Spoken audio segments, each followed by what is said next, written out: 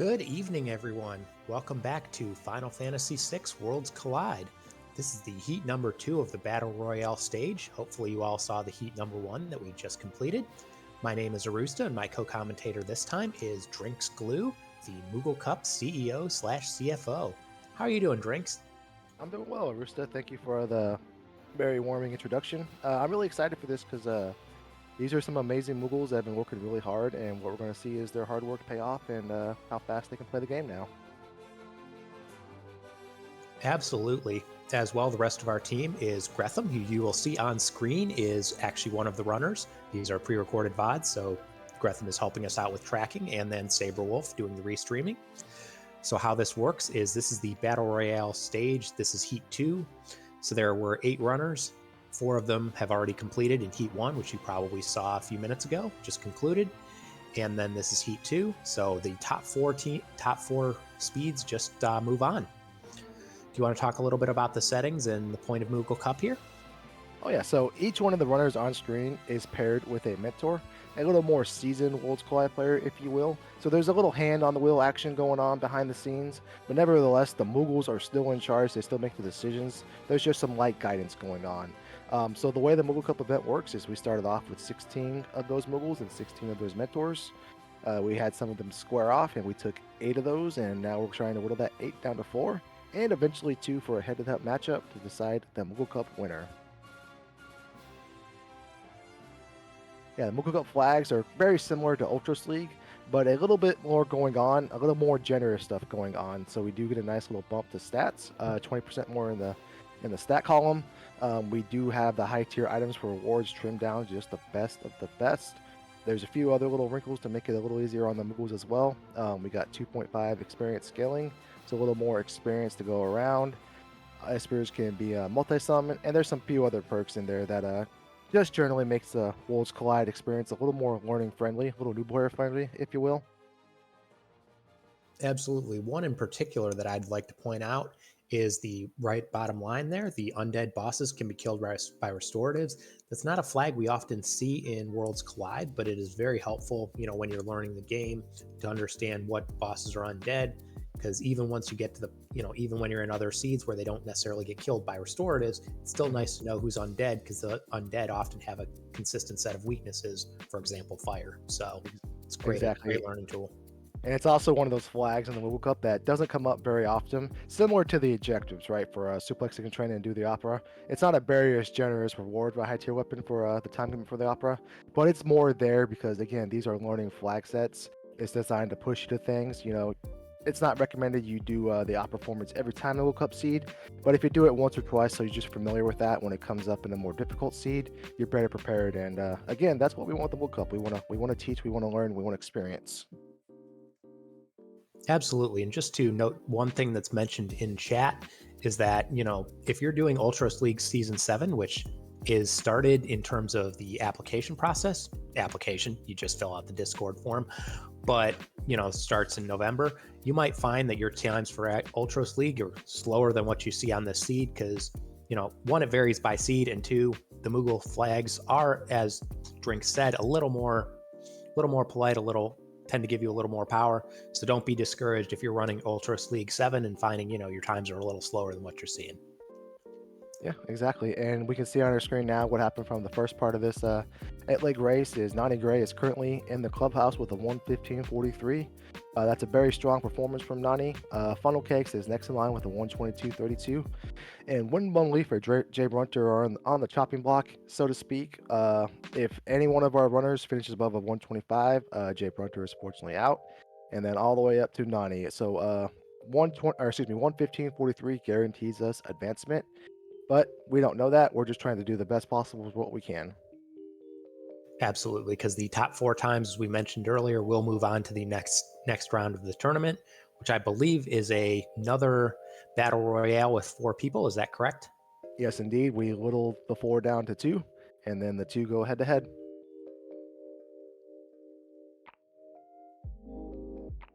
Yeah, so with that in mind, I think we talked a little bit about what's going on, what the stakes are, and I think we're ready to kick off.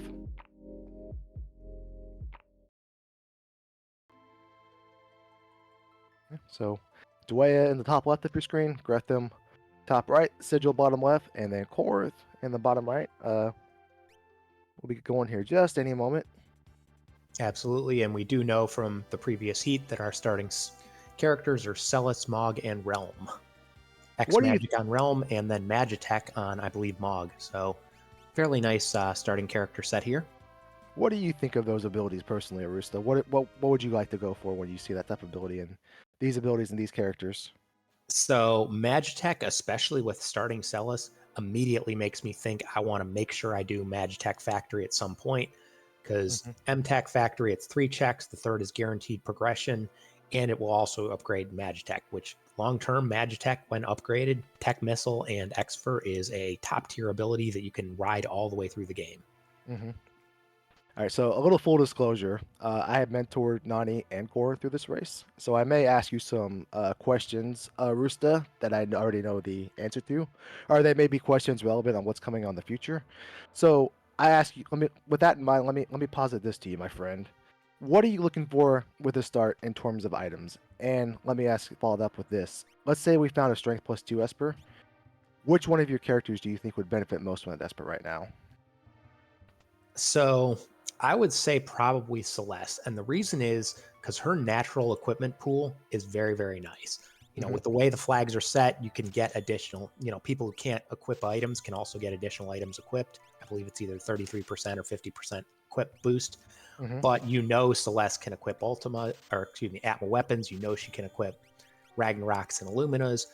And those are all in the high tier item pool for dead checks. So I would definitely put that Strength Esper on Celeste because I know she's going to be able to use if I get something good. Yeah, that'd be I know Mog has the best assortment of lances in the game, and he makes for a great jumper. But I think you nailed it on the head.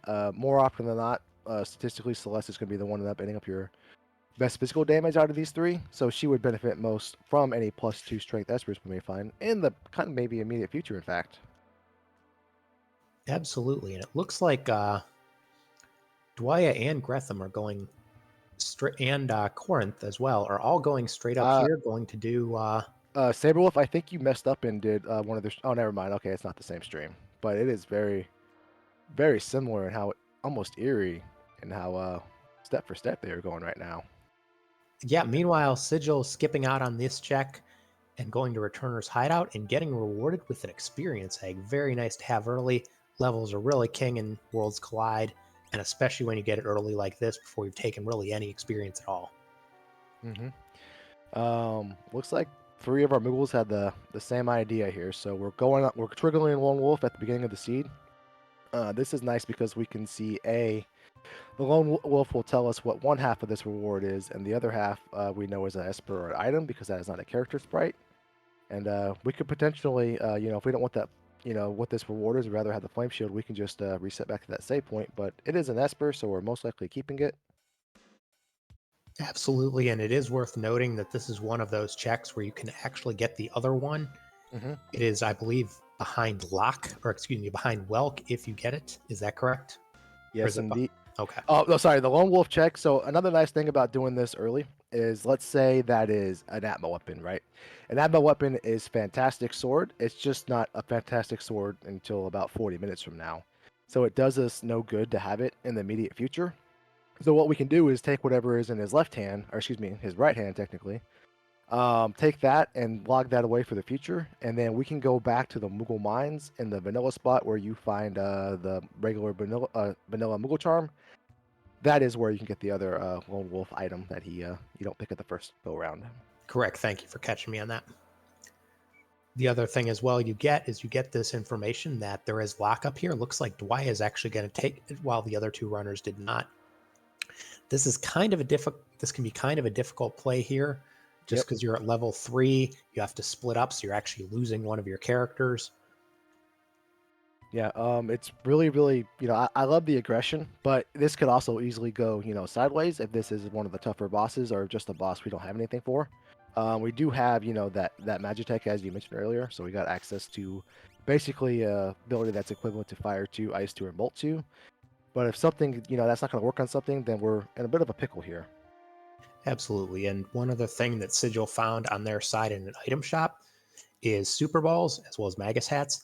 Super Bowls are very nice early in the seed because they do fairly good damage start, and they can do random damage, so they can really help get you through, get your seed started off well. Magus hats are about 500 gold, give or take, and they can be equipped by a lot of people, and they give you +5 magic power, so they are potentially even an endgame hat, even though you wouldn't think it since they come so early and are so cheap. Yeah, one of the weird things, or I wouldn't say it weird, but one of the interesting things about Worlds Collide is that your defense primarily comes from your armor and your shield, and your helmet is really just like another relic. It's just a stat boosting item more often than not. Some, like the Genji helmet and Cat Hood give you some evasion and some other little wrinkles to them, but more often than not, the helmet is just a stat stick spot. Yeah, and I do like the idea here from Dweia, if you're going to take this, taking a couple fights beforehand, because you really don't want to be at level 3 when you fight the boss. Some you can get through, but even just a couple battles can get you 3-4 levels in a single battle and really help get you what you need to be to push through. Oh, this is very fortunate for Dweia. As we mentioned before the seed started, there are some wrinkles with the Moogle Cup flags, and this is one of them. You can Phoenix down Haydn and the back half of Senior Behemoth and Phantom Train with that undead boss removed flag turned off. Yeah, slightly unfortunate the Realm took a hit to the face and isn't going to get experience from this, but still getting locked this early, definitely worth it. Yeah, indeed. Grethem and Korenth, they know Locke is up here, but, what's better than knowing Locke is up there is already having what's up there. Absolutely, especially since getting locked super early in the seed like this allows you to do a couple fairly free checks. For example, his weapon shop, and then as well gets you the curse shield very early. So that is very nice. Turns into a paladin shield somewhere between, I believe, 6 and about 12 or 16, depending on what your flag set or some of the typical ones. And the paladin shield gets you immunity, basically is the best defensive item in the game, plus also teaches Ultima. But you do need to uncurse it. The earlier you get the curse shield, the better you can make sure to have it for a good part of the game. Yeah, the paladin is eventually like an on-off switch for taking damage, and when you have it on, that switch is turned off. So it is pretty amazing.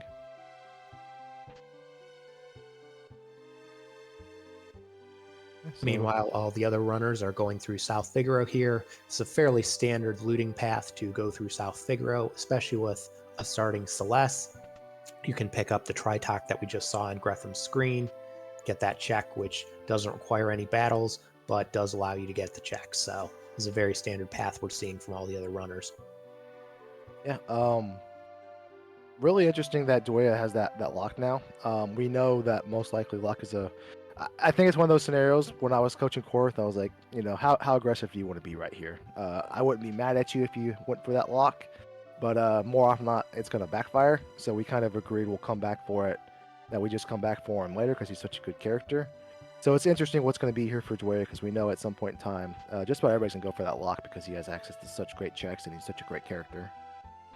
Absolutely. It looks like Dweia is going to push this and check out the Moogle defense as well, which is a Terra, Terra's a very good character to find early in the seed, because one of her checks, the Cave to the Espers, allows you to loot something like 11 chests all right next to each other in the Imperial base, and another 10 or so chests in the cave itself. So it's a very good way to jumpstart your seed by getting a bunch of stuff early. There's not even a boss at the end.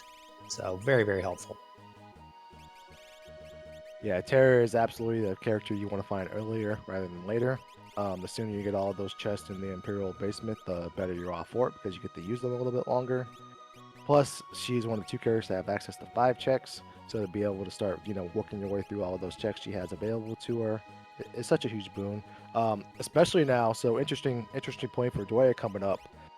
Typically, the World of Ruin weapon shop check for Locke is at either or, but now that he has Terra in tow, or his eyes on Terra, now it's to become just a which one do I want first, because we'll be able to get the other option back in World of Balanced behind Welt.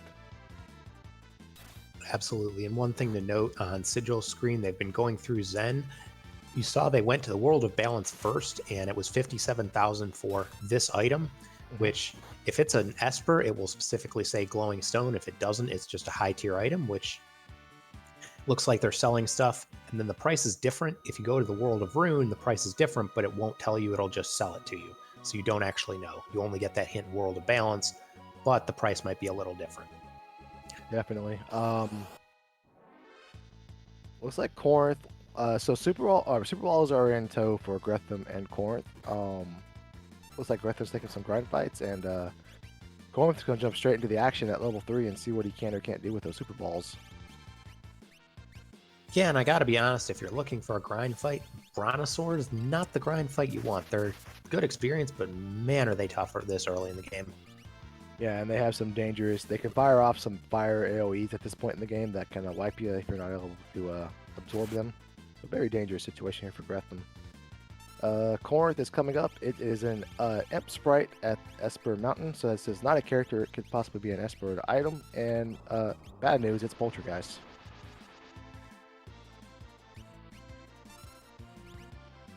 So Poltergeist is definitely one of those bosses you don't want to see earlier. But what Korenth is going to do here is you know what? I have a little jail out of free card, and I have 2 of them. Let me throw those out there and see what happens. Ooh, that's a decent roll, but it's not gonna do it. That just goes to show how tough Poltergeist can be. Yeah, Korra's gonna throw in the towel. No shame in that. Good news is if Poltergeist is there, that means he can't be somewhere else. So we'll come back to him when we're a little bit more equipped to deal with that guy later. Absolutely. Meanwhile, Dweia's got a grind fight against magic urns, which are kind of awkward to deal with as a grind fight because they absorb everything. Yep, it's one of those situations you just run away. Experience eggs are in Sigil sites. He's found some at the one of the Allbrooks. Looks like he's gonna do some earrings first, little jewelry shopping. Then maybe he'll do some grocery shopping. Nope, he's just gonna stow it away for later. Yeah, at this point of the seed, as great as experience eggs are, 50,000 gold is very difficult to come by this early.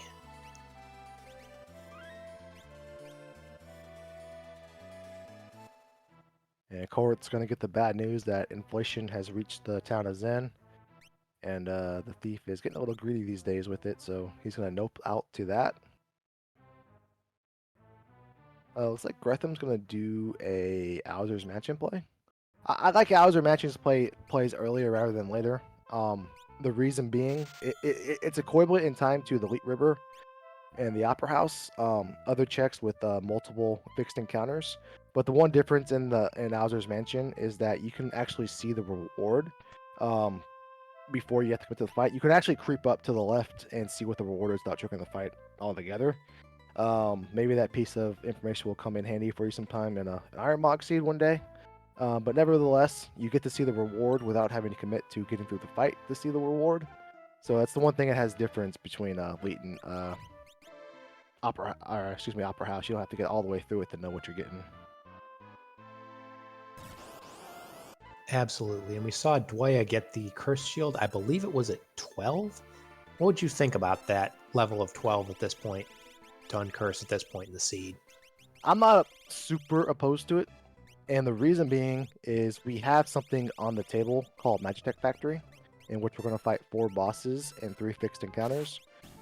So we're getting 7 fights through that one spot altogether. I believe in the Korenth run we had found like 3 or 4 ribbons, a comical amount. So more than likely that means everybody everybody has a ribbon going on with them. So you have the material, you have the equipment, you're gonna get the encounters. Even though 12 is a larger number, it's definitely a move here to make.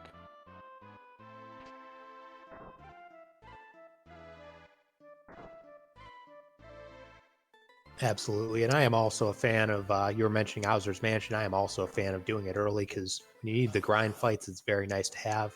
But it's also one of those things, if you get later in the seed and you don't need the grind fights, it feels just kind of a waste of time to sit here and fight through vector pups for no real point.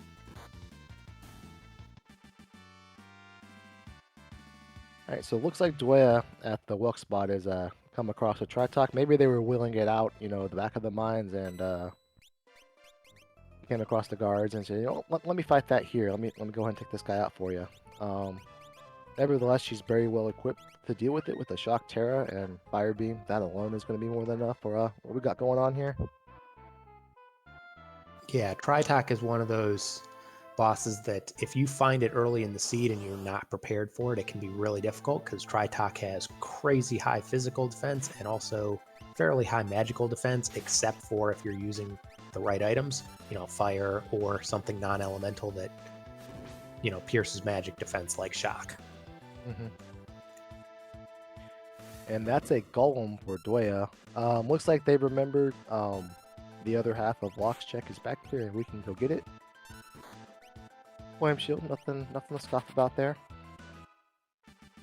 Yeah, one thing to note about the elemental shields this early in the seed is they do teach fire 2 or whatever the elemental number 2 of this shield you have. So that can be a nice little early boost to your seed, especially with a Realm X magic. Give them a little extra power, a little more versatility. Definitely. Magic generally carries you earlier through the seed, and then you can transition to physical offense as you gain levels. But sometimes you never get that physical offense, and magic is more than enough in Final Fantasy VI. It's very, very broken. It's very, very, very powerful all throughout the seed. Yeah, absolutely. And Grethem did get a Ragnarok from that Hauser's house, which, you were kind of hoping for progression, but you can never complain about it. Mm-hmm. Doing the auction house check there, similar to what we were mentioning earlier with the Zen Thief, it will say glowing stones available if there are things at the auction house. Generally, people will like to keep those for sort of the last resort because it can be a RNG, it can be a lot of money this early in the seed. But if you get to the stage where you have, 8 of your 9 espers, it can be a nice option to, hey, it's there, just go buy it. Oh yeah, 1000%. The general advice or the general consensus on the auction house is the best way to get through it. It's just get 90,000 GP, go in there, knock out the items that can possibly show up, and keep going until you stop getting robots. But it's one of those things where it's better later. We don't know if we're going to end up with a plethora of espers right now. Based on what we've seen with Dweia Screen, we know that their characters are coming for the other runners, but we don't know that for sure now. So it could be one of those things where it's such a huge GP and time investment, and you hope RNG goes on your side, that doing the auction house now is a little less than ideal, because you end up pushing for an esper that you didn't need. But when you're at the end of your seed, the back 9, and you can kind of hone in on the things you do and don't have, and you happen to need an esper, it's good to know that one's there so you can go get what you need for going through all that trouble for sure. Absolutely. Meanwhile, Sigil cutting through Kefka, getting the peace ring, which whatever, and then about to get their Ragnarok, so nice to have on their side. I got a question for you, Arusta. Yeah. If I was an aspiring Worlds Collide player, and I wanted to know some stats about my gameplay, about how much time I spend in menus, what time did I officially get my unlock, how many chests did I open, and log that type of information, is there a tool out there that can do that for me? I believe there is, and I believe it is located in our Discord. I believe it used to be called Stats Collide. I don't know. Everybody's rebranding nowadays. I don't know if it's called something different, but... Yeah, and I get what you mean. I saw the other day that now they have a Big Mac with 2 chicken patties, and I just don't know what's going on in the world anymore. But nevertheless, my point was, I was trying to lead you to was a Stats Companion, invented and maintained by Pero Querenese. What Stats Companion can do for you is you plug it in similar to your tracker to your SNI, and then it tracks, the important thing, the way I mentioned in the chat, her comment, I live in the menus. It will track your time in menus, in shop menus, or in your character menu, and it could be an eye-opening tool. It can give you a little bit of insight into some situations and compare that data. I lost this race, or I won this race by 2 minutes. Could have been faster, or could have made up those 2 minutes some way somehow. It's one of those tools that will help you cut down with things like that. Absolutely, and one of the biggest tips that I've gotten in terms of cutting down on menus is you really want to only go in the menu when you absolutely need to. So if you're saving, do all your menuing right then. If you don't menu just a menu. Oh, I got a nice Ragnarok, I'll equip it right now. It's like, if you're not getting into a fight for a while, don't equip it right now. Equip it once you have more stuff. Most definitely. The other thing Oh, go ahead. I'm sorry. Oh, no, you go ahead, my friend. Okay, the other thing that I've found a lot of people, and certainly myself here, is messing around with magic, especially for like trivial spells. Nobody, get your tier 3 spells, get your Merton, your Ultimas, maybe your life 3s. Don't bother about, oh no, I need to get scan. Oh no, I need to get mute on everybody. If a couple people have mute, that's all you need for tier 2. You don't need it everybody. Yeah, most definitely. The funny thing about espers is the sad fact is most of them turn out to be a big old whatever. But there are those cases where we come across one that has Fire 3, Merton, Magic Power +2, Ultima, and Mute, and Osmos. It's a total character builder package all in one. But sad thing is most of those espers are not that. They teach Mute, they teach Air Haste. Well, not Mute. Something a little more useless like Dispel or something. That's where most of your espers fall in Worlds Collide. So you don't need to teach all of those spells to everybody. You waste time shuffling those around. You even waste minimal amount of time on the 8 after battle menu where it goes through and tells you, hey, Terra Alone slow, and then Locked or Sworn Muddle, and Dispel and Quake for no reason that you never need, right? So the more you can cut that down, the better. Absolutely. Though Korenth did show us the Kieran they just got is very, very nice. Looked like it had Fire 3 and I believe Cure 3 as well. So that's a very nice Esper to have sitting around. Both of those are endgame quality spells. Usually don't want to spend much time curing, but if you do, Cure 3 is the one you want to use. One thing to note, however, is they did use that save point, is that once you're down here and you save down here, you are committed to finishing this. You can't actually bail out. So make sure you're ready to rock.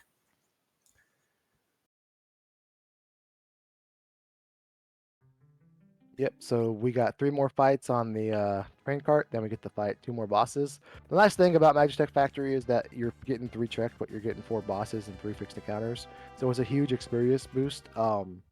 And it's similar to Floating Continent in that if you go there, you're going there double folded. You want the levels plus the guaranteed piece of progression at the end of it. So it's a nice little level boosting character building check as well. The downside to it, I mean, as you know, is that it does take quite a bit of time. Takes you about 10 minutes on average. Absolutely. And I just want to point out some bad news we just saw on Grethem's side. They just took a very unfortunate death and have to redo this walk through the Magitech Factory. It's not really what you want. It's unfortunate. Yeah, it looks like Dweia, Grethem, and Korenth must be reading the same strategy guide because similar to the start of the seed, they are all 3 headed to the same spot again. I don't know. Maybe some of them had a really good mentor. All right, looks like Sigil's going back up to World of Balance Narsh to get his own edition of the lock character. Dolahan is at the end of the minecart ride for Korenth, and Dweia and Grethem are not far behind them. Absolutely. And one thing to note is that this is pre-recorded, so we're getting a couple comments from people in the chat, even who are running the race, because these are VODs. Dweia is pointing out that, they're moving the strength Esper around rather than just keeping it on one person. And that's something to note with the way stats tend to work in Worlds Collide. You really want, especially strength, you want to load up on it. Like, hey, an extra 2 strength or an extra 4 strength isn't as big of a deal as, hey, put it on someone, have them for 10, 20 levels, and they've suddenly got plus 20, plus 40 strength. It just really accelerates the more you have. All right, so we got Ifrit at the end, and the boss is, it's just Ultros, so. Oh, speaking of Ultros, are you signed up for Ultros League, Arusta? I am. Ultros League is the premier octopus-themed Final Fantasy VI Worlds Collide League. It is also, in a non-Mimi sense, it is basically our what we would generally call our default settings, kind of. They are very similar to Moogle Cup, just a little tougher. And depending on the level you are, there are ranges for all the way from the top tier runners, the Falcon Hits and the Double Downs of the world, all the way down to the, people who are just picking up Worlds Collide. So it is a great way to play against people of similar skill level, compare yourselves to others, and have a bunch of VODs of people running the same seed to compare, people to talk to. Great way to really get involved with the community and meet people in the community. Yeah, I don't know if he's here or not, but one of my tonic teammates from a lifetime ago, it feels like, was Physics Shebang, and we've grown into best friends actually. I don't know if he's here or not, but I feel very comfortable saying that.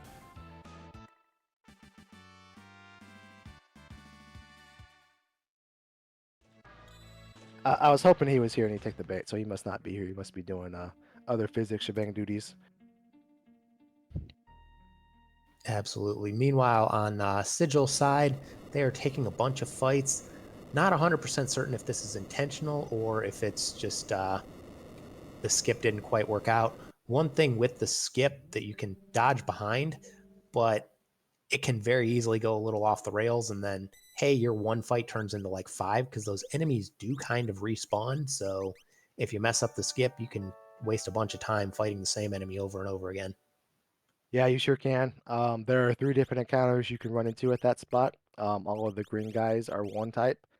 The brown guys that don't run back and forth are all of one type, and then the last guy, the test rider in the vanilla game, he is one different encounter.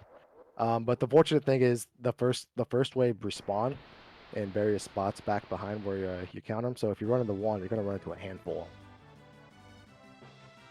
Yeah, Korenth is attempting to get some revenge on Poltergeist here. But looks like Poltergeist is doing more of the same. He's taking down Mog. Absolutely. Poltergeist is called Spicy Chicken for a reason because he is one of the most dangerous bosses in the game.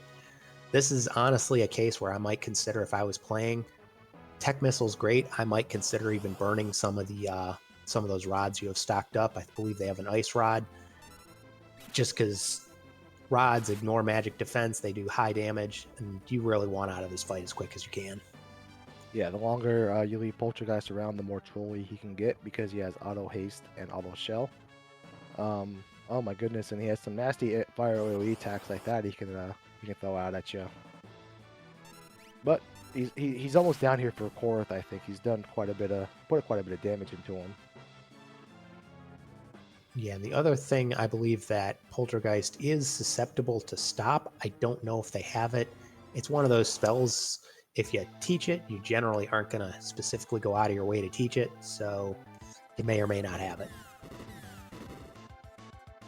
All right, Korenth is through. Round 2 goes to Korenth. Sigil found out Terra was hanging out at the mines, similar to the vanilla game. So he's going to scoop her on up. Grethem and Dweia are still working their way through the end of Magitech Factory. Absolutely. Looks like Dweia has 5-5, so currently in the lead in terms of characters and espers. But, I mean, it's still very much anyone's game. This is the part of the seed where decision making and just knowing the right place to go can really open up, because once they come out of this guaranteed progression, they will probably have a bunch of options to choose between. Yeah, you can see on the right side of our screen, Grethem and Korenth. We can't see their full trackers, but based on what we know they haven't done, they're down to that tough path where I gotta do checks where I really don't want to do, like Opera House or Owsers. We don't want to do those later. We want to do those earlier. But since we grabbed that Lone Wolf check already, and we took the information that we saw and stored it away, we know where a character is, and we're gonna go grab him now. Absolutely. And that's, I like that decision by Corinth. I think, especially when you're starting to run low on checks, this is exactly where, already knowing where it is, go do it. Also, I like the idea of, if you happen to be here, check that monster in a box. In this case, Spectre's kind of whatever, but it could be a Gigantos. He's a free Hyperwrist, and Hyperwrist is a little underrated sometimes. It's a little slept on. Yeah, I believe there's somewhere in either the beginner's channel or the wiki, there's a detailed evaluation of what relics are best for boosting damage, and it sort of depends on your level and your stats, whether it's a Hyper Wrist, whether it's an Atlas Armlet. Mm-hmm. But in general, Hyper Wrists are never bad to have if you're using physical attacks. No, it gives you a 50% boost to your current strict stat, which is in this economy 50% is 50%, which is a huge boon. It does an even better boost for the physical abilities like Sword Tech 7 and Throw, because Strength is a more stronger indicator of the damage output and the damage formula. So that's why I mean, not by why they're slept on and they're a little underrated. Some people dismiss them because they're not Atlas Armor or Hero Rings, but they help out. Yeah, Sigil has scooped up his Terra. He's promptly given Mog the boot. No offense, but we like Terra, so we're gonna use Terra, and he's gonna go get his reward from the weapon shop, whatever it is or isn't.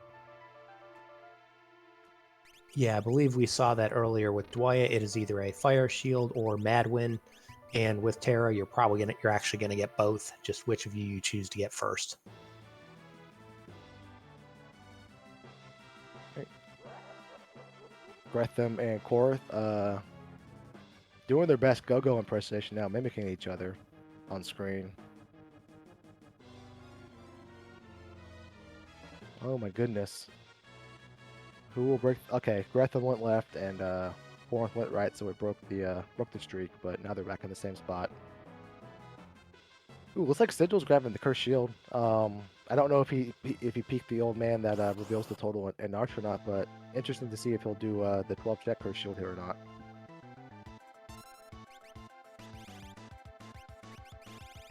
Yeah, Grethem gets the good news that this fight is as free as it gets. Yeah, meanwhile, Korenth showed off if you don't do the skip the other place to hide, it takes a few more seconds, so it's worth learning the skip at some point. But in terms of reliability, hiding in that corner guarantees you're never going to get into like what we saw on Sigil's side earlier, where you just get into fight after fight after fight. So if you're not confident in the skip, taking the extra 5 seconds to hide in the corner and just dodging all of it is worth it. Yeah, there's a couple of ways you can get the skip down to that. You can use the audio cues, assuming you have the vanilla music and you're not using Chaos Tunes. Or you can just learn to go by the test rider guy when he's between the C gap and the D gap. If you've ever played football, maybe you understood that reference. But when he's between the second and the third, the last guy on the right is when you want to jump through him. I'm the meme. I understood that reference.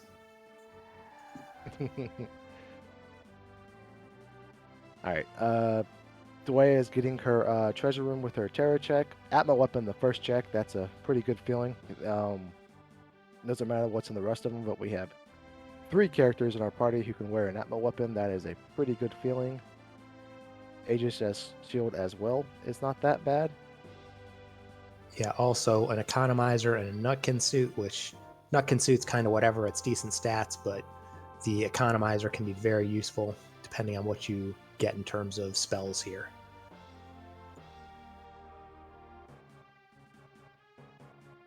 Hey, Grethem has pulled ahead of Korenth in the Narsh relay. He's ahead of him by almost a minute here. I think Grethem went straight down here. He didn't save. He said no risk it, no biscuit, and I want myself a biscuit today.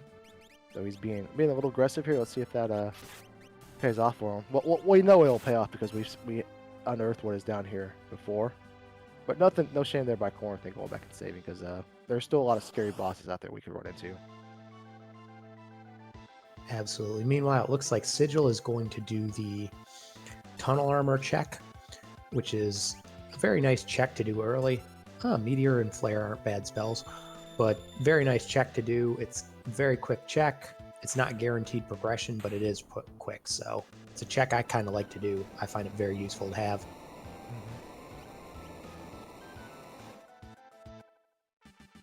How Arusta, let me throw this out there for you. How are you feeling now with the way our party has come together? And never mind, Dweia just found a Ragnarok, so throw that into whatever your answer is going to be for this question.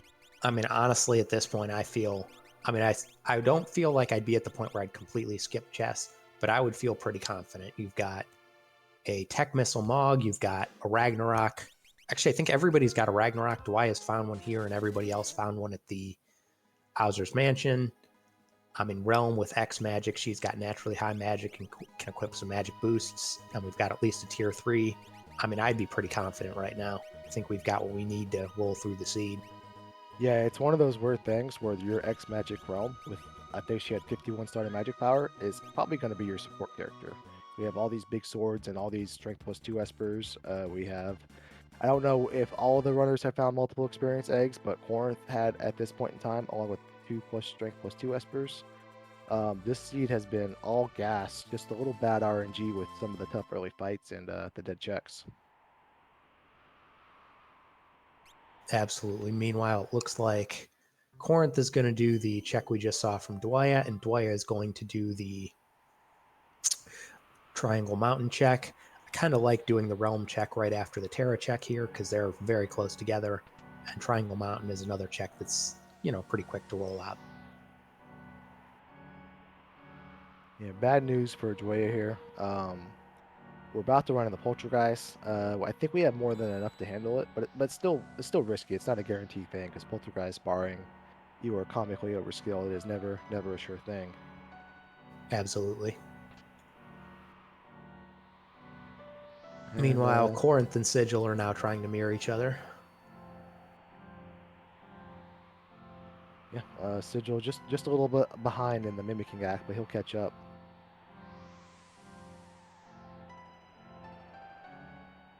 Nutkin suit, and he is on his way. Dweia has found out the world news that Poltergeist lives in this mountain. Out comes Diffuser. Diffuser is not super scary at this point, but it's still going to do a little bit of damage. And looks like Grethem's doing the World of Ruin Nar circuit. Up here, he can encounter Tritok, which will be an Esper or an item, along with immediate access to the Ice Dragon, which doesn't give an Esper. Dragons don't give Espers or items in World Squad, they just give high tier items. But they do give huge amounts of AP, they do give huge amounts of experience, along with the vanilla drops. Are usually not that bad themselves. Absolutely. And in this case, they've got, I believe Grethem has a couple Espers which teach tier 3 magic. So even the 50 magic points are very, very good here because it will basically teach you a magic spell, a tier 3 magic spell to someone. And as you just saw, Storm Dragon, no match for the power they've got. Yeah, unless dragons are unscaled or you are outscaled by them, most dragons are a joke. So they go down fast, they give out that double item. That Genji Glove is going to come in great because we have a robust inventory of high tier swords. And we haven't found an offering yet, and there's not a lot of checks with Monster in Box Pigeon shoehorned into them with the characters we have. So the offering is probably not going to come by unless we make a Hail Mary play and find it. So that Genji Glove is going to be our access to breaking the damage gap with all of these swords.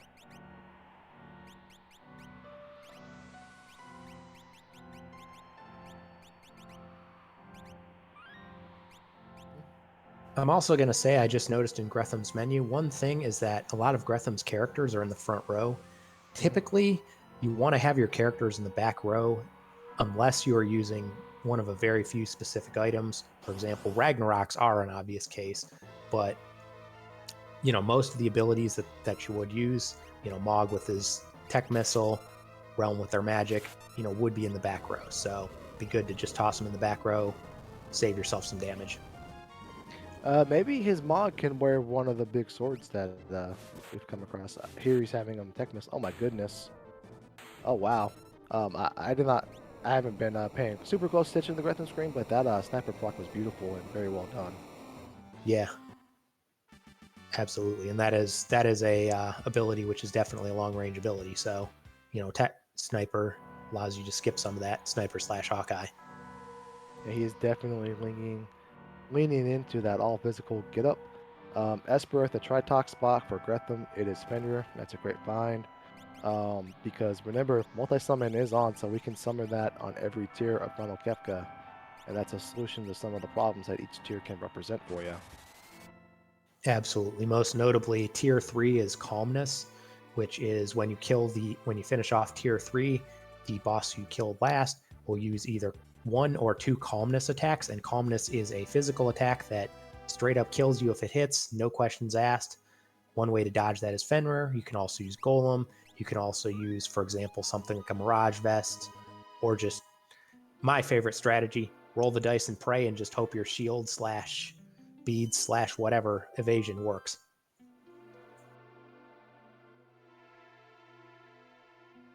Yeah, for the first time in a while, we finally have some diversion, and I think that's because we're at the point now where we've done all of the quick checks. All of our runners have done the good checks, so now we're making some plays where we kind of branch out going to the deep end of the water, if you will. We got Sigil doing the Moogles check, which is one of the terrorist checks. What we do here is we take care of one of the versions of Punbaba. 2 party members get blown away, and we run it back, but this time against a different boss. Looks like Grethem is going up to his Weltgate spot. And where's Korenth at? Let's see where Korenth at when he gets out of this menu.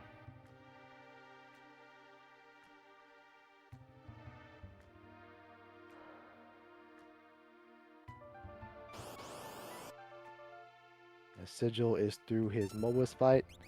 Fun fact about all of the martial fights, they give you a decent amount of gold or GP for each one of the various formations you can come across. So they're a nice little GP boost that you can get, despite the fact that bosses typically don't drop GP in this game. Interesting. And to answer your question, Korenth is doing the Tritok check. I believe skipped the dragon, so it's still walking around. Maybe they'll get it after this check.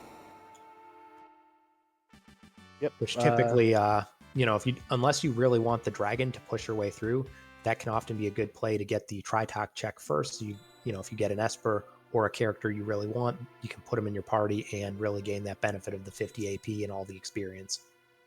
Yeah, it can also be, I think this was also one of those scenarios where we were trying to learn a spell, and we were at, like, you know, we did 10 more AP. So we were kind of peeking, hey, is this boss going to give us a small chunk of AP so we can move the, you capitalize on the 50 AP we're about to get and switch that spell around. But it doesn't matter, Weapon gets a huge chunk of AP ability points as well. Absolutely. Meanwhile, Sigil is going up the found Strago and is going up Fanatic's Tower. So Fanatic's Tower is interesting because it is a very, very long thing. You'll see approximately 9 billion steps here. It does, however, give you a dragon. It gives you at the top a guaranteed high tier item under all settings. And then as well, when you go back down, you get another item / Esper / character. But you also know what it is. You can peek it. Actually, it might be. Is it guaranteed progression at the bottom? It is not. Okay. It is not. Looks like Dweia is doing a little bit of shopping. Maybe, I think because of her aggressiveness at the early of the seed, that she wasn't able to do a full looting route and bids all the stops she needed to. So maybe she is missing some weapon spot or relic spots, some equipment spots, and some consumables, and that's what we're going back for here. Absolutely, and I would like to toss out a thank you.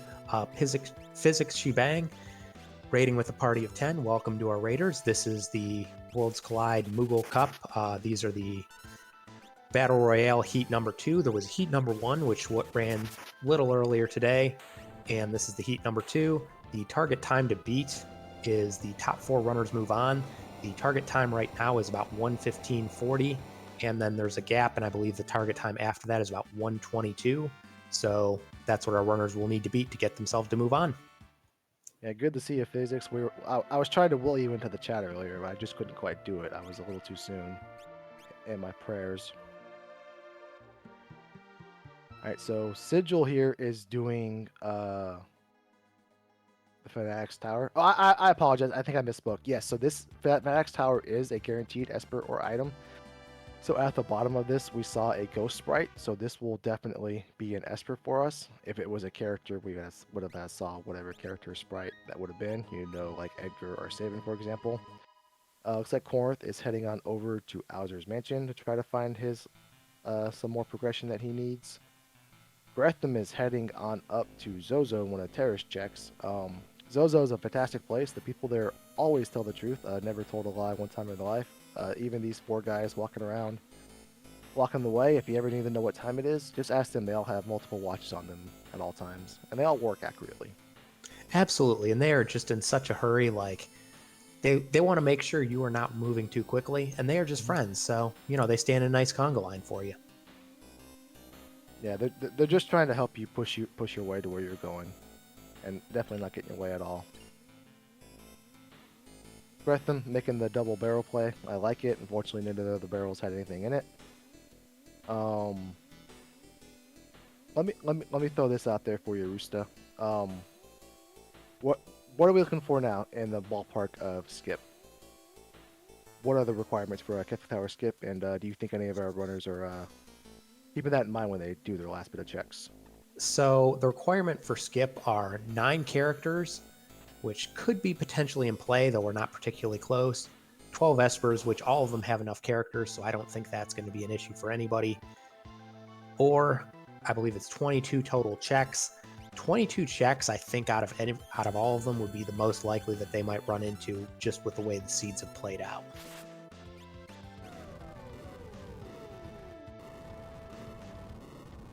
Yep, yes indeed. Dweia doing her all marvelous check. Taking down the martial encounter with 2 characters. No character at Owzer's Matron for Korenth. Grethem is doing the boss on the stairs at the top of the Zozo Tower, where we find Esper, Terra, and the Manila game.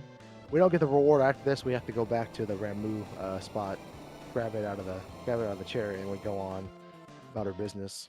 So let's see what's up here for Grethem.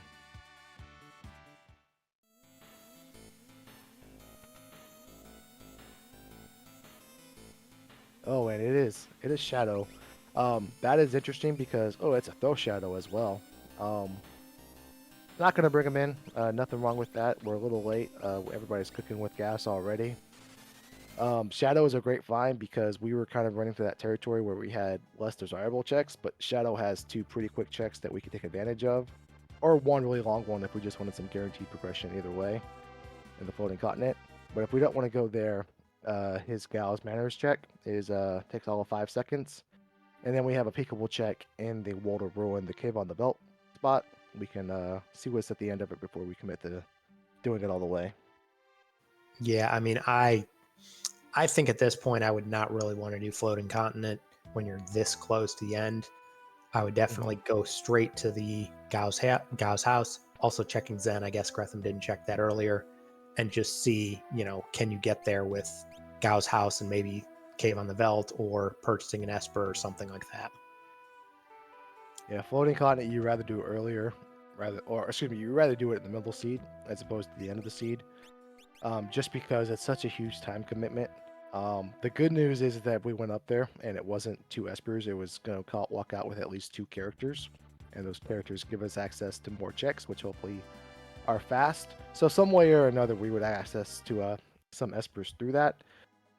But we do have an available route where we can get the last 2 espers we need without having to commit to floating continent, and that's a good start for Grethem to get 1 esper at the quickest spot. Yeah, so Grethem is now 1 Esper away. Korenth needs 3 Espers, and Sigil does as well. Dweia needs 2 more Espers, but has been in the tower and is going to get an Esper at the end of the tower, so Dweia basically only needs to find 1 more somewhere. Alright, Grethem's going to get his magical room of treasure with anything you could ever need. It's like Korenth is on his way to do the Welk spot, and Sigil is making his way through all of MTech. He's going to be rewarded with 2 espers and a Ragnarok. So he's going to walk out of here 6 and 8 in a few minutes. Grethem is already 7 and 8. So hopefully Grethem's last esper hunt goes well for him and he's able to find it here pretty quickly. Yeah, and I like this play by Sigil because there's a guaranteed progression at the 3rd spot, and then you've got 2 more checks for espers ahead of that, and then you can bail out. Like, if you go 2 for 2 on espers, you very well might just decide at that point, do I want to bail out and just go somewhere quick for my esper, or do I want to go for the guaranteed progression, hoping that guaranteed is a esper rather than a character? So I like this play on Sigil's side. Yeah, you can also do these first 2 spots and warp out. You're not fully committed to Antech until you pull that magic little switch that turns all the espers in the Magicite at the end of it. So you can hammer away through this Ifrit Sheba fight. You can hammer away through the number 24 spot, whatever it is or isn't, get your reward, and warp on out. Absolutely. And just in case anyone's not aware of this, I was not for a shockingly long time. If you don't have, you can warp out with warp stones. If you don't have warp stones, actually in the room they're in with Ifrit and Shiva here, that little claw that's right above where you're standing is actually a exit. So that can bail you out if you get in here and don't have warp stones. Yep. Fun little fact about the tile under that switch where you can grab the lever, grab the crane and get out, is that's a no encounter tile in the vanilla game. So if you ever get into speed running and you lose your step count, those are one of the spots you use to get back on a favorable step count and get going through the seed with minimal encounters, or not seed, but actual game in that case. Dweia is running into Rexel at the top of Fanatic's tower. Rexel is a little bit of a tough cookie, but we have access to Berserk, so we can turn our characters into Murder Childs up here, despite not having access to the fire command, the fight command. Plus, Rexel is weak to ice, so we got a plethora of ice spells going on, so not too difficult of a fight here for Dweia. Absolutely, and Grethem had no issues with that Welk either. One thing just to note that Grethem was doing some weight tricking, waiting in the menu, because Welk will dive its head into the shell, and you don't really want to do that because it's huge time lost. So when you are sitting through animations, just sitting in the menu. And getting Final Kefka. Did not pet the dog, so I don't know about that, but unlocking Final Kefka is a good start. Give me 1 second. I need to remove Grethem from the Discord.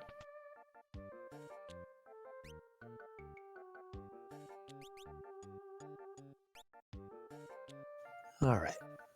All right, Grethem has been removed from Discord. All is right in the world again. I do want to say something. I don't think many of our runners come up to Zozo very often.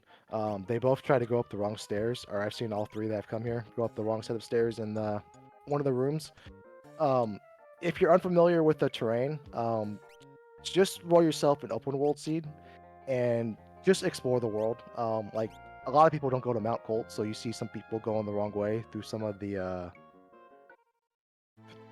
cliffs and whatnot, and there's a couple of plots where it's multiple options. Just roll yourself an upper world seed, play a Moogle tournament, and go there and spend a few minutes learning it, and I promise you'll never do that again.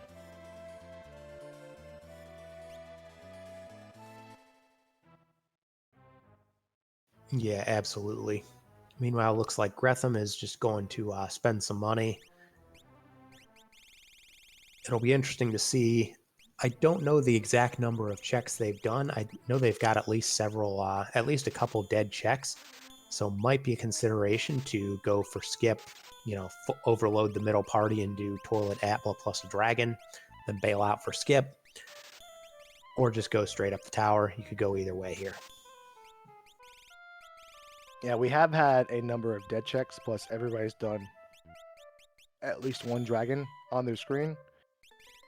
So we do get that Kefka Tower skip at 22 checks. We're in absolutely no position to get it through 9 characters or 12 espers, but very much in play to get it with 22 checks.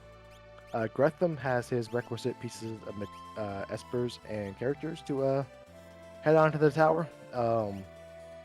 We'll see here in just a moment how close to skip he is or isn't with his checks, because if he's close, he may go do a few more checks to capitalize on his skip and minimize his time walking the tower.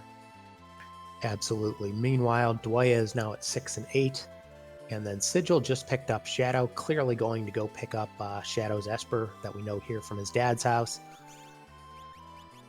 So we will have to see where Sigil decides to go to try to see that 9th Esper, because Sigil is close to unlocking Kefka themselves.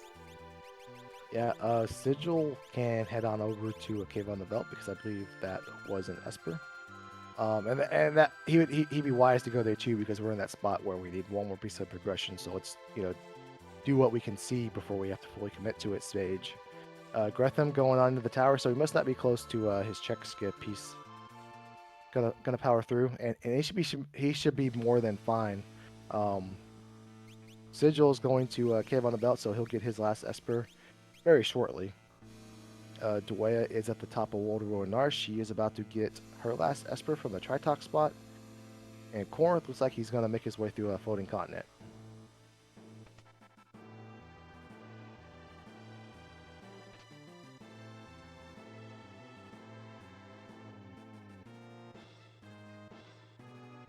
Alright. Grethem should be in pretty good shape here. He has very, very good physical offense. He's had characters that have an experience egg on for most of the seed. He's had access to some of the strength plus 2 espers for quite a while. He's found some of the big swords that everybody that has run this deed has found. He's in a very strong position to not get walled in Kefka's Tower, despite there being some of the stuffer bosses still out there, like your Doom Gazes, your Magi Masters, and your other parts of the Warring Triad, like Goddess and Doom. Absolutely. And Sigil we already knew this on our side, but there is an Esper in Cave in the Veldt. You can sort of peek it as you run past and then bail out if you need to. It's one of the reasons why Cave on the Veldt is a very nice place to look for your final Esper or character, because you get to peek it before you have to deal with any of the boss. Yep. Dweia heading on up to Tritalk. Storm Dragon / Ice Dragon is down. And Korenth is about to fight the first boss of Floating Continent, and is the Stooges. We do get a story heal after this fight. No, excuse me. This is the second fight. We've been pushed off the ledge. So we already had the story heal. We're about to go on the continent, and we'll immediately see either an Esper or a character laying on the ground, because this is one of the 2 spots that is guaranteed progression for Floating Continent.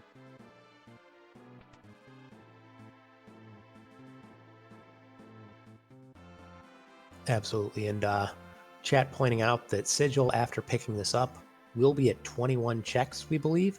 So might make sense to go do, one of the dragons. I can't remember if Sigil did the Opera House dragon or one of the others, but would make sense to go do a quick check just to clear it out, get your skip, get a few extra levels. Yeah, Sigil doing the very rare double refusal to pet the dog during the seed. I don't know what I can do more after removing him and banning him from the community. File a lawsuit, maybe, possibly, perhaps. I don't know, but I believe Korenth got their... Oh no, Korenth only has 8 Espers, if I'm counting right. So Korenth still needs 1 more. Meanwhile, Yeah. Dweia did unlock Kefka's Tower themselves, so Korenth needs 1 more somewhere to finish this off. Yeah, Guardian at the Inferno spot for Grethem. Guardian's a little scary at this spot when your party is split up, because Guardian is like a Air Force but on steroids. Kind of the same principle is that you could do a lot of damage to him. You do a lot of damage to him fast, but he can also do a lot of damage to you and a lot of damage fast as well.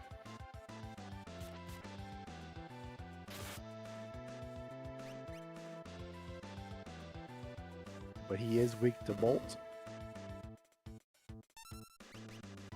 Yeah, and Dweia in the chat confirming they were at like 17 or 18 checks right now, so skip isn't really a viable option for Dweia either. And this Guardian, oh no, Stone is not an ability you wanna see come out. Fortunately, it misses. If you are the same level as the user of who cast Stone on you, the damage gets multiplied to a comically high amount. Plus, it can muddle your party, which is no bueno. And he can also do things like that where we can slow both of your party members. So Guardian is just really annoying, and Grethem is finally through his Guardian fight. Absolutely. Looks like Dweia remembered there were Mega Elixirs for sale, going to buy one.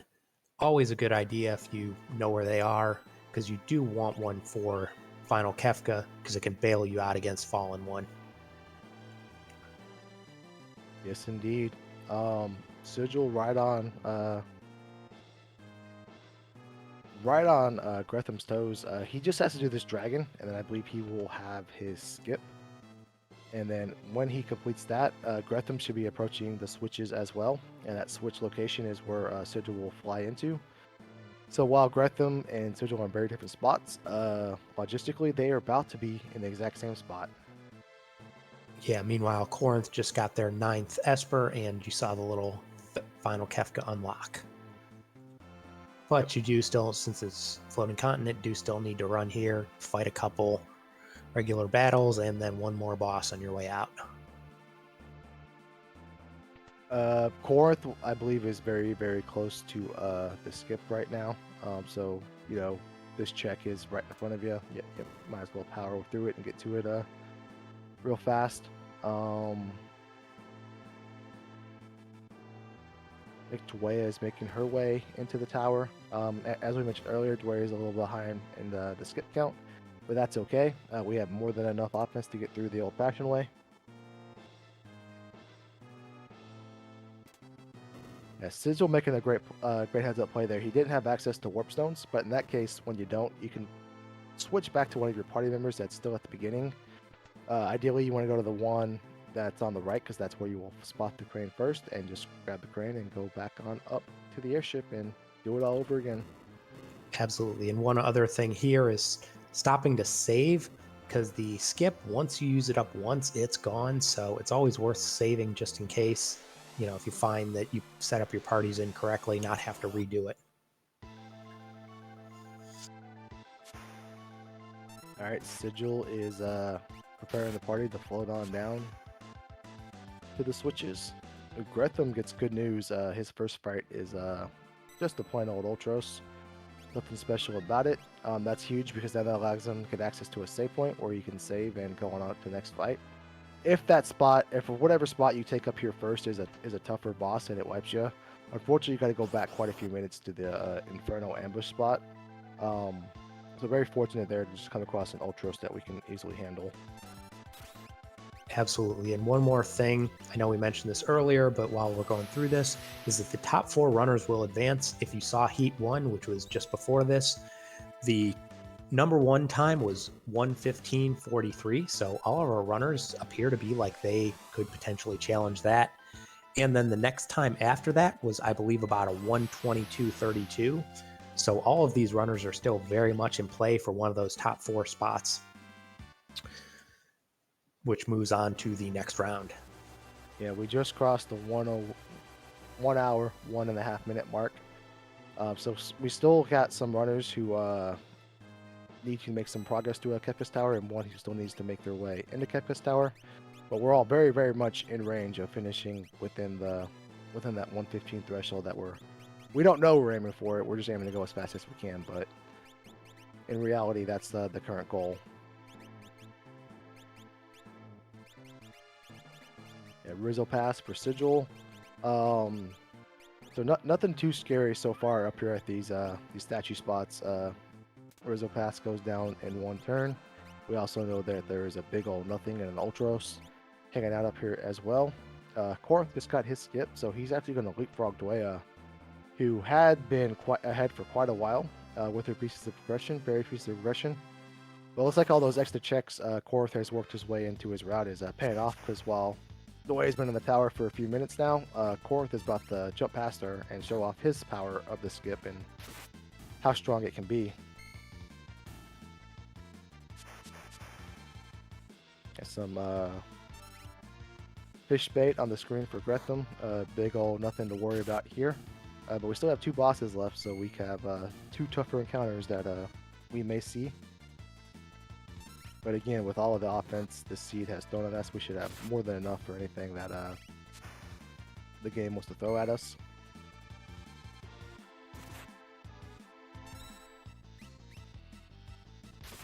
Alright, Korenth is landing in, coming in hot on those switches. Grethem has taken down his Rizzo Pass. Sigil gets the good news that Ultros is making an appearance, a very brief appearance on Sigil's screen. He is done, he is through. He has 2 more fights to go.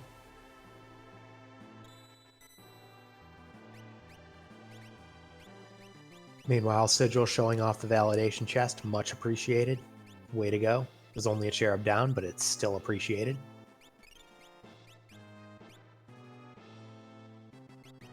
Alright, Crane's here in the Poltergeist spot. Also one of those bosses that's not going to give you too much trouble in Kefka's Tower. So just a couple of swings of some swords here, and we are good to go. I just saw it on the screen. I thought they were snipers earlier, but actually they're Hawkeyes. Hawkeyes are one of those things that don't come up very often, but they're actually just sniper lights. Same concept, you can back row your character. They don't ignore physical defense, but you do get those procs, which is a nice little multiplier. A little one of those items that's out there that slept on a little bit.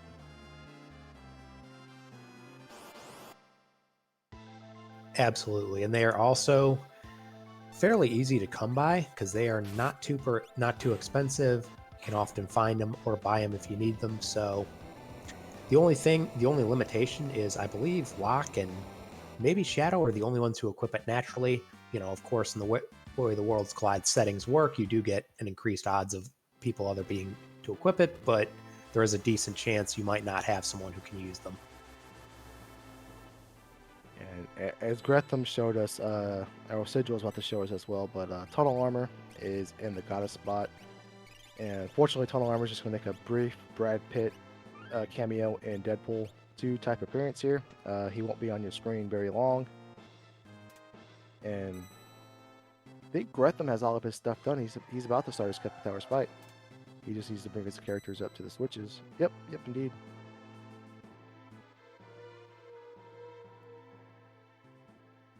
All right, we are on all of the switches at 105.25 for Grethem. Sigil, Dweia, and Korenth all not far behind him. The good news for Grethem is that being first on the switches is great. Obviously that's where you want to be. The bad news is that two of the runners chasing him came into the tower with Skip, whereas Grethem did the full walkthrough. So that means they've done a number of other checks, so they're going to be higher level, plus have access to more high tier items from those checks and dead checks. They're gonna have a little more firepower to possibly catch up to them. So hopefully Grethem can keep this momentum going, quickly take down the various tiers and with the challenges they present, and maintain this lead.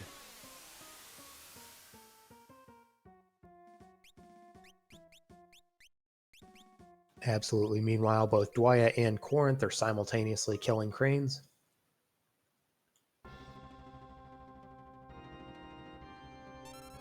So Grethem is on Tier 1 of Final Kefka. You mind sort of explaining a little bit about how these tiers work in Final Kefka here? Yeah, absolutely. So Tier 1, some people refer to it as the armor check of Final Kefka, but that little short arm that's balled up there that's asking you, what do I have in it? Guess heads or tails. He does nothing but physical attacks, and they hurt quite a bit. So if your armor is a little bit lacking, you can notice that real fast. So maybe Grethem's armor is lacking, or maybe it is, and maybe he just doesn't like getting punched in the face. So he's going to bring out Fenrir and put Image on his party to negate some of those attacks. The order of operations and which to kill these guys is either the head or the long arm first. The reason being for that is they do death counters upon their death, and they are pretty nasty. Head, for example, will use Quake, which if you don't have float, hits you for a lot of damage, sometimes more damage than you can tolerate. And then long arm will send out a couple shockwaves at you, which also do quite a bit of damage. Yeah, the head has 30,000 HP, long arm has 30,000 HP, and short arm has 27,000 HP, which is nothing to write home about. But with the firepower we have, as you see his character doing the Atma weapon swing for 9,999 damage, more than enough to get through it. It's just a matter of can we get through it safely and efficiently. Oh no. Looking at Dweia's screen, looks like Dweia forgot to hit the buttons and now has to run all the way back out from the end to hit the button. Oh no. That's just not fun.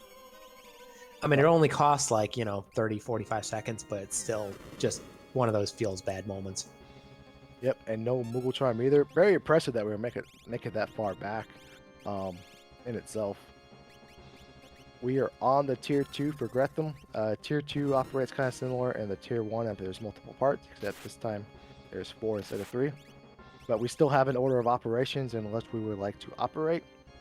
We want to take out Tigerface. We want to take out Tools, who is the big engine in the middle, who is also susceptible to instant death that Grethem is showcasing for us. But once we take those guys out, then we can focus in on the guy in the back who just does magic, and the guy in the front who just does physical attacks as well. Those two guys do have some death counters like the previous tier. Back guy can quarter you, do some dispel. The front guy will punch you 10 times on the dot. But we have the tools to work through that and navigate those scenarios. We have the tools to work through tools. Is that what you're saying? 1000%, my dog. I don't think Grethem's expert hit, but that's okay. Tools you can take down, kind of with some, if you're doing a lot of AoE attacks like Ultima or Merton, you can kind of take down Tools naturally in the process because he has 20,000 24,000 HP, and Magic, the guy in the back pointing to the left, has 40,000 HP. So there's no world in which you can do, AoE spells over and over again and kill Magic and tools at the same time if you don't single target them with anything. So you can kind of bypass his instant death by just, throwing a lot of damage out there at everything you see. Absolutely, and one thing to note is that their Mog is dead, which is one of his characters. Hopefully they remember to revive him before they move on to the next tier, because one of the things about these tiers is if you move on to the next tier with a character dead, the game will not give you the option to revive him. They will just replace him with the next character in line, which in a seed like Worlds Collide is probably someone who's not wearing much armor and probably kind of useless. Yeah, if you stay asleep, you get left behind as you progress through these tiers. But Grethem pointing out in the chat, he didn't particularly care for his Mog, and he had a better replacement all along. He was just in the number 5 spot, not the number 4 spot, and he's tagging him in.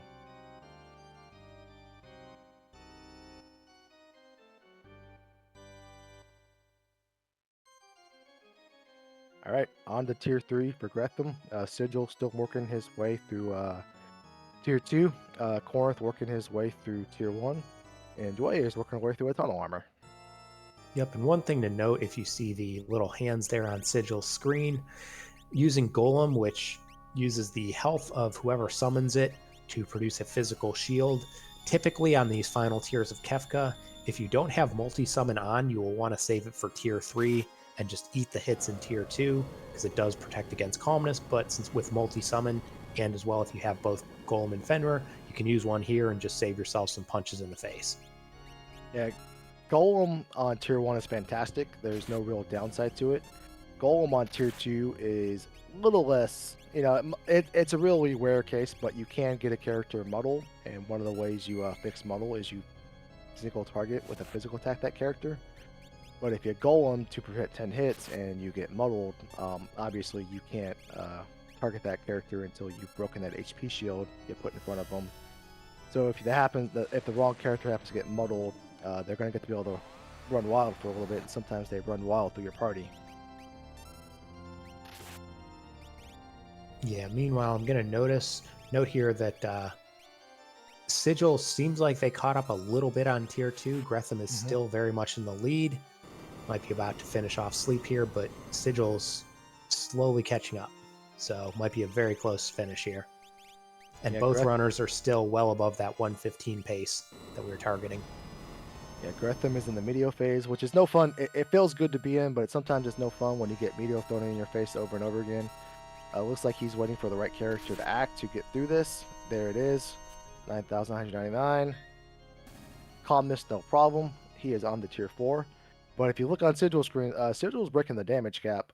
And then his weaker character is also breaking the damage cap. So Sigil will not be far behind, because that tier 3 is also not long for this world.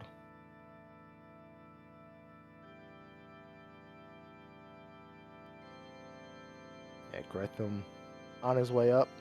He can see the light literally and figuratively now. Sigil done with his tier 3. He will be seeing the same light and be graced with the same presence of Kefka that Grethem is. Tier 2 is being navigated by Korenth, and Dweia is still working her way through tier 1.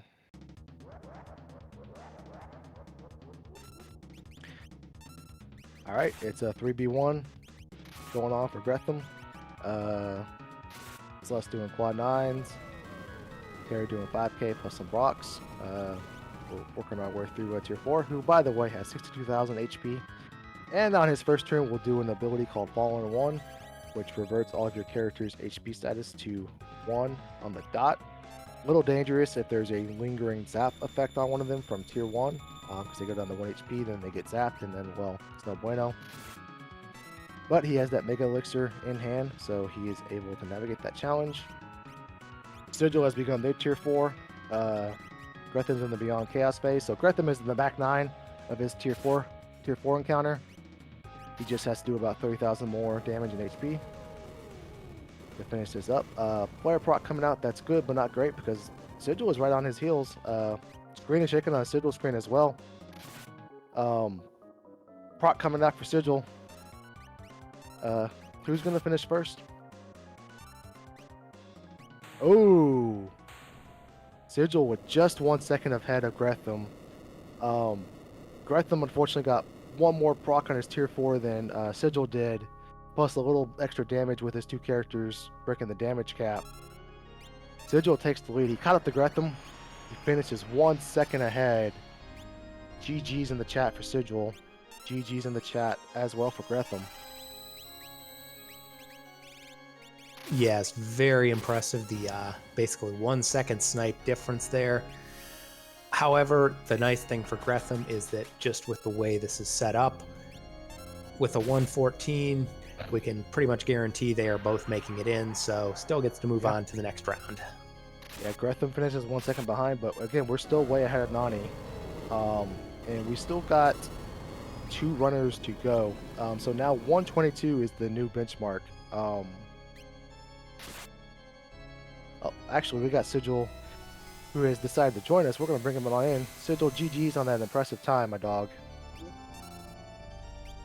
Yeah, Sigil, I want to ask you, one thing on your mind right now that everybody wants to know after that exhilarating finish is, why didn't you pet the dog, my friend? What's going on there? A waste of seconds. Very well said. Meanwhile, we got Korenth on tier 3. Dweia trying to catch up on tier 2. Sigil 1:14:37. What do you think of that finish, and where does that compare to some of your other Moogle Cup times you have submitted so far? I think that's my second best Moogle time. Yeah, it's nothing to scoff at. Yeah. What went right for you during the seed that allowed you to boost that second PB? I feel like just avoiding the back of Magitech, since I saw the +2 Esper early, Magitech went out of my mind. Yeah, it's a great heads-up play. A lot of people know you can warp out of Magitech Factory, so you can just do the 2 quick checks. You don't have to finish the slower part, albeit for 1 guaranteed piece of progression. Korenth is on his tier 4. He just needs to finish this up. As long as he doesn't falter, he will advance. Dweia needs a couple things to go right for her to catch up, because now she is past Nani and currently sitting in a potential 5th place finish if Korenth doesn't falter. Yeah, right before Kefka's Tower, physics was explained to me how to get out of there without warp stones. And that was your first time you've ever grabbed the cranes and got out of it that way? Yes. Very nicely done. Arusta, before Core finishes up here, do you have any questions for Sigil while we got him? Not really. I just wanted to say GG. I mean, you have the top time in this actually entire tournament right now in this eight person race. So GG's on that. Thank you. What do you think is probably the biggest tip you might have for new runners who might be seeing this and motivated themselves to pick it up?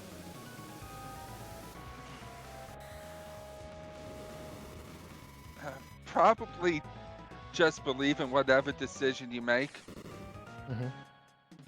Because there's no point in second guessing yourself. Yeah, it's very true. And stay out of the menus. Unless you're ordering lunch, then you want to Yes. make sure you make a good fiscal and calorific choice. Korenth finishes with a 118.21. Unfortunately, that means despite Dweia's best efforts, she will finish at best in 5th place. So they will not be moving on. Sigil, your mentor is Physics Shebang. And to be honest with you, that's one of the better mentors you could have. Not just a world's class, but honestly, probably life. What has physics taught you? What has he bestowed into you? What has been the benefits of working with physics? The benefit is he pretty much answers any question I have at any time. I think the first week I'm bombarding him with so many questions. What were some of those questions? Pretty much how the heal ring works, and like what works with jump, what weapons. Yeah, it sounds like you guys got a good connection, and it's Yeah. fantastic that physics worked out for you well. You're moving on. There's 4 Moogles left standing. What do you think you got to do next to be one of the 2 Moogles left standing? Be faster than 2 of them. It's a fair point. Yes. I think if you can pull that off some way somehow, you have a decent chance to advance. Yeah, but I try not to worry about what my opponent would do. Hmm. Yeah, I completely agree. That's one of the things that it's really good just to focus on your own play, because it's often easy, especially when you're playing, like, if you take an untimely death or something, to assume your opponent plays perfectly, but a lot of the times they won't. They will make their own mistakes. They will have their own dead checks, things like that. Just focus on your own play and control what you can control. And I also always assume I'm behind.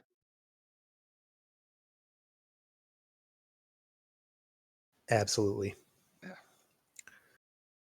All right, Sigil. Before we officially let you go, do you have any final anything you'd like to plug? Any shout outs you'd like to give before we let you go? No, thanks for Saber for putting this together, the VODs, Hmm. and thanks for the comms and the tracker. Absolutely. And the Moogle Cup has been very helpful. All right. We appreciate your kind words, my friend, and we'll be seeing you in the next round. Thank you. Have a great night. Absolutely. Take care. Absolutely. And looks like Dweia gets a GG there, finishes with 121.11, which is still an excellent time. I believe that is good for 5th place. And that is still a very fast time. Unfortunately, not quite enough to move on to the next round, but still a time you should be absolutely proud of. So, Yeah. All right. So just to recap, we have Sigil in first place, Grethem coming along in second, Korenth moving on as well, and Nani Gray from our first heat, rounding out the final 4 with a 118.21. Those will be the 4 runners moving on to the next stage, where we are basically running it all back. We will have another battle royale, and we will take the top 2 finishers from that team, slice those 8 in half, and let those 2 move on and settle it on the field, if you will. Actually, I saw someone just pop into the waiting room. Arusta, any guesses who it could be? well, It is. I think I they can were here. actually see, but I won't guess because I Oh, won't okay. spoil it for everybody. Yeah, I think I they would were guess it's one actually. of the runners. Yeah, actually one of the commentators from earlier. It's Dweia. Dweia, how are you? I'm doing great. How are you? Hold on a second. I gotta. There we go. Mute that. Hi. Hello. Hello. What do you So guys think about that race? I thought it was very interesting your approach at the start to full on send it into that Kefkat Narsh. Sometimes in Worlds Collide, aggression is rewarded, and you were vastly rewarded for it with your hide and fight, all that experience, your freshly found lock. How, when you pulled that move off, what were you thinking after that? Where did you want to go, and how did you want to capitalize on that momentum? Uh, well, I just wanted to. I wanted to do the Moogle stuff, do as much of Narsh as possible, so that I could get out of there and never go back. So whenever I got Terra and was able to just knock out those 2 checks, I was pretty freaking happy. Yeah, absolutely. After you had them, you got rolling. But ultimately, as you saw, we ended up finishing the 5th despite that early momentum. Where do you think you could have made up some time throughout your run now that you've watched it back tonight? Definitely taking advantage of that strength +2 Esper. I think I really dropped the ball there and lost out on a lot of damage that would have added up in time as I went on. And not looting returners and getting that early XP egg probably hurt really bad too.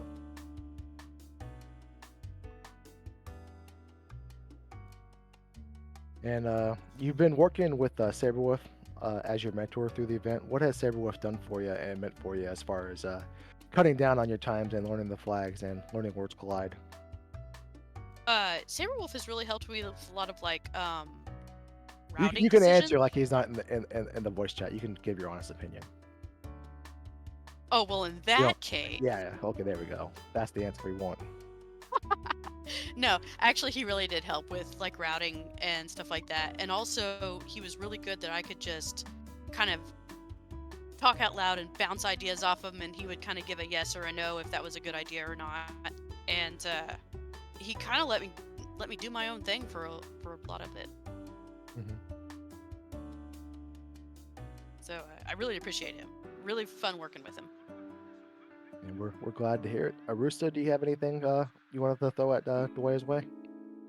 No, I mean, it was very, very interesting run, very interesting seed to watch, and definitely liked the aggressiveness early. I mean, sometimes that can bite you, but sometimes, especially in a race where you know there are 8 people and you've got to take some chances. I like that sort of aggressiveness. So, GG's, and we commentated together earlier, and it was good working with you on that too. Absolutely. Hey, I'm just looking forward to Ultros League. I'm gonna get my revenge there. Have you signed up for Ultras League? Absolutely, I have. Oh, very well done. What website did you do that at by chance? I did that at www.ultrasleague.com. Absolutely amazing. And if you are interested yourself in learning what Ultras League is, why is it all the rage, or how you can play, ultrasleague.com is where you can gather all that information. Sign up, read the rules, read Double Down's blog post. There's about a dozen of them over the past 2 years. All interesting reads, all fantastic. ultrasleague.com. Absolutely. And hey, if you need the extra practice, that Ultros Underground is also a lot of fun. Yes, indeed. Dweia, before we let you go, is there anything else you want to plug, throw out there? Pitch the company line, if you will. Hey, I just want to, kind of do what everybody does. Thank you guys for putting the restream together. It's a lot of work. It's a lot of hours. Saber, thank you. Grethem, thank you for pushing those buttons. Commentators are always great, even when they call us out. Absolutely. Thank you for doing your podcast, for running, and thank you for joining us and calming the other half of this race tonight. Hey, no problem. You guys have a good night. You as well. All right, bye. Well, Arusta, that was a good one. Very fortunate to see these 8 aspiring Worlds Collide players lend us their VODs and throw it out there for the community to see on a restream. We thank them. Thank them all. Thank those that joined us. Thank those that was not even here that still lent their VODs. We appreciate that. Takes a lot of courage, and thank you guys for that. Rooster, you got anything else we want to before we sign off here? No, just thank you very much to everyone who watched and was part of the chat. Everyone who will watch in the future on YouTube, we really appreciate it. Yeah, I mean, of course, come join the Discord if you're not already. I mean, as we've mentioned several times, Ultros League is starting soon. It is, if you're a newer runner, if you're an experienced runner, there are very different levels. So, they're broken into tiers based on skill. So no matter how experienced or how new you are, you will be matched against people who, are at your level and who can learn from and understand and work with. It's a great way to get involved if you're new to the community. Great way to meet people. So definitely sign up for Ultros League. I believe signups continue until early November. I believe it's November 2nd. The league officially kicks off, so you need to sign in before that. So, you got a week and a half, 2 weeks, whatever that is.